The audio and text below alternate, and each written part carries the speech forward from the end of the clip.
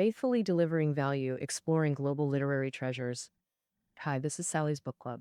Today we're exploring the book Mothers Who Can't Love, a profound psychological study of mother-daughter relationships. This groundbreaking work serves as both healing manual and life rebuilding guide for daughters wounded by narcissistic mothers. Author Dr. Carol McBride brings 2 decades of family therapy experience and 17 years of focused research on children of narcissistic parents. Through extensive case studies, Dr. McBride demonstrates traumatic impacts while providing detailed recovery methodologies. The 120,000-word book comprises 14 chapters. It will examine the content through 3 key sections with illustrative case examples. While society often glorifies maternal devotion, Dr. McBride's clinical work reveals mothers incapable of healthy love, creating lasting adult challenges for their children. The focus on daughters stems from Dr. McBride's personal experience with a narcissistic mother. Mothers serve as daughters' primary role models, often viewing daughters as extensions of themselves. Cultural norms make it harder for daughters to seek help for maternal trauma. Mothers Who Can't Love provides therapeutic frameworks for healing these wounds. Now let's dive into the book's 3 main sections. First, defining characteristics of narcissistic mothers. Second, the lasting impacts on daughters. Third, pathways to recovery. We'll consolidate these into 2 discussion segments. Our first segment examines narcissistic traits through real mother-daughter interactions. Let's first establish clear definitions. The second segment focuses on Dr. McBride's recovery strategies. First, understanding narcissistic mothers. 4 key traits characterize narcissistic mothers. First, they lack empathy, the most crucial psychological quality for mothers. It determines whether mothers can understand their children's emotional needs. From infancy, mothers need to discern whether crying signals hunger or fatigue and respond appropriately to those needs. Empathy-deficient mothers consistently fail to respond, neither understanding nor caring about their children's needs. They interpret others' needs solely through their own perspective. For instance, dressing daughters beautifully and teaching performance arts not out of the child's interest, but to fulfill their own unmet aspirations. When a daughter going through divorce seeks emotional support, the mother focuses solely on property division and custody arrangements, asking about legal representation and child support demands. The daughter eventually wonders, what about my feelings? Don't I matter at all? This emotional blindness trains daughters to neglect their own feelings.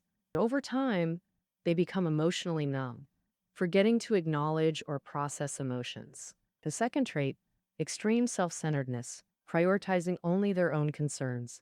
Self-absorption surpasses mere empathy deficiency. Its complete inability to consider others.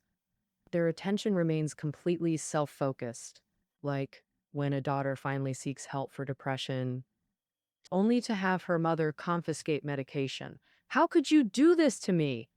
Does this make me a failure as a mother?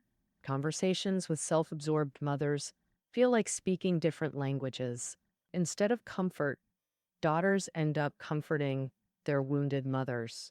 These daughters become hypersensitive to others' emotions, their attention perpetually occupied by others' needs, neglecting their own. While perceived as kind-hearted, they endure exhausting emotional labor. Third trait, chronic self-righteousness, perpetual blamelessness. These mothers never admit mistakes, neither to others nor themselves, yet demand perfection from others, especially daughters, like obsessively clean mothers erupting over minor spills. Children learn through caregivers' reactions. A spilled cup becomes catastrophic. Making mom angry means I'm bad. Adult realization comes too late. The damage is done. Decades of walking on eggshells create chronic self-doubt and hypersensitivity. Fourth trait, complete disregard for personal boundaries. Narcissists act like feudal lords over their domain. While society ignores them, they reign supreme at home. Daughters of such mothers never experience true privacy. Locked diaries get read, friends get interrogated, doors stay open. Some demand newlyweds' house keys, treating adult homes as extensions of their own. What's the consequence? No concept of healthy boundaries. Adult life becomes an unfenced orchard, vulnerable to emotional predators. This concludes our first two sections. We've outlined four narcissistic traits and their generational impacts. 1. Empathy deficiency breeds emotional numbness. 2. Self-absorption creates chronic people-pleasing. 3. Infallibility complex fosters hypersensitivity. 4. Boundary violation enables lifelong vulnerability. Cultural nuances exist between Chinese and Western manifestations. The book contains deeper cultural analysis for interested readers. Having a narcissistic mother doesn't doom daughters to failure.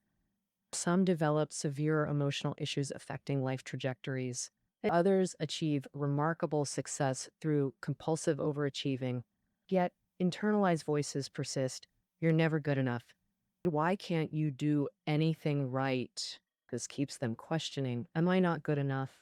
Daughters remain psychologically hostage to impossible standards, their achievements never easing deep-seated insecurity. For daughters bearing this trauma, how to break free from the shadow.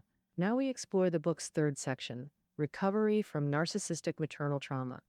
McBride's Tripartite Recovery. Cognitive Awakening, Emotional Processing, Authentic Self-Rebuilding. Step 1. Cognitive Awakening is relatively straightforward. Through psychological literature or discussions, like this book club, we gain understanding, but intellectual knowledge often brings frustrating realization. Knowing changes nothing. This gap between knowledge and healing is where many get stuck. Most abandon the journey at this critical juncture. Why the abandonment? McBride's clinical experience reveals step 2 as the true battleground. Confronting buried emotions requires courage most aren't ready to muster. Essential truth: accepting maternal incapacity for healthy love. Acknowledge irreversible childhood deprivation. Bedtime stories never existed. Only through grieving lost maternal warmth can healing begin. The righteous anger towards mothers often triggers debilitating guilt. Breaking this emotional taboo is crucial. Practical methods. McBride suggests journaling emotions and contrasting real, ideal mothers. Guided visualization. Comforting one's inner child through imagined dialogues. Regular practice unearths buried memories across developmental stages. Post-emotional work comes self-reconstruction. Daughters of narcissists struggle with underdeveloped, authentic selves. Maternal ego dominance stunted daughters' self-formation. Constant maternal surveillance left no room for self-discovery. Now comes rediscovery. What do I truly feel? Need? Desire? McBride's reconstruction exercise. Document personal preferences and philosophies. This process reveals multidimensional selfhood beyond maternal programming. Regular self-inquiry. Is this truly my preference, my genuine need? Consistent conscious choices gradually rebuild authentic selfhood. Important disclaimer: these methods supplement but don't replace professional therapy. Post-recovery challenge. Your growth won't change your mother. After square dancing, she remains the family's demanding princess. Maintaining this lifelong relationship requires continuous boundary work. With newfound selfhood comes the need for ironclad boundaries. Learn to say, "This is my business, not yours," without guilt. When confronted with emotional blackmail, hold your ground. Narcissists lack both empathy and capacity for self-reflection. Rational appeals rarely work with those unwilling to change. Impenetrable boundaries become your psychological armor. This concludes the book's second half, How to Escape the Narcissistic Shadow. McBride's triad. Cognitive awakening comes first. Emotional excavation follows intellectual understanding. Finally, self-reconstruction through behavioral change. Book summary begins. 4 maternal traits and their generational impacts. 1. Empathy vacuum creates emotional blindness. 2. Self-absorption breeds chronic self-neglect. 3. Infallibility complex fosters hypersensitivity. 4. Boundary violation enables lifelong vulnerability. Recovery roadmap: awaken, process, rebuild. 1.5 million American women exhibit narcissistic traits. Cultural prevalence exists across societies, China included. Narcissists rarely seek help, their victims do. Healing isn't about blame, but breaking generational cycles. Understanding childhood deficits empowers present healing. Notably, McBride secured her mother's understanding before publishing this work. That concludes our exploration of Mothers Who Can't Love. Show notes below. Join us next time for another literary journey.